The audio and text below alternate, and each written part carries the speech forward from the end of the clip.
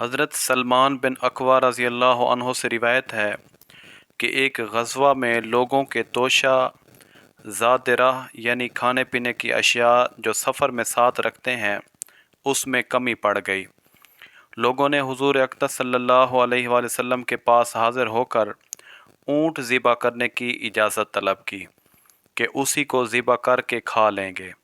حضور صلی اللہ علیہ وآلہ وسلم نے اجازت دے دی۔ پھر لوگوں کی حضرت عمر رضی اللہ عنہ سے ملاقات ہوئی۔ لوگوں نے خبر دی کہ اونٹ ذبح کرنے کی اجازت طلب کر لی ہے۔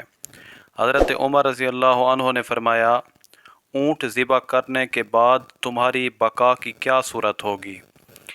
یعنی جب سواری نہ رہے گی، پیدل چلو گے، تھک جاؤ گے اور کمزور ہو جاؤ گے، پھر دشمنوں سے جہاد نہ کر سکو گے، یہ ہلاکت کا سبب ہوگا۔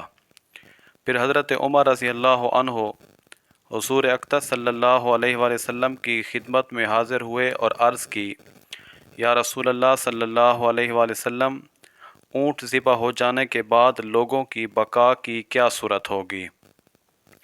حضور صلی اللہ علیہ وآلہ وسلم نے ارشاد فرمایا کہ اعلان کر دو کہ جو کچھ لوگوں کے پاس بچا ہوا ہے توشہ میں سے وہ حاضر لائیں۔ ایک دسترخواں بچھا دیا گیا، لوگوں کے پاس جو کچھ توشہ میں سے بچا ہوا تھا اس دسترخواں پر جمع کر دیا گیا۔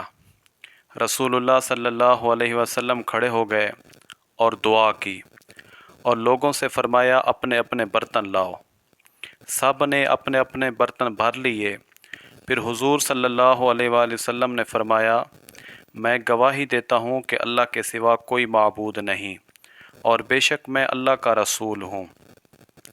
اس حدیث پاک سے ہمیں یہ سبق ملا کہ کھانا سامنے رکھ کر دعا کرنا حضور صلی اللہ علیہ وآلہ وسلم کی سنت ہے اور حصول برکت کا سبب ہے۔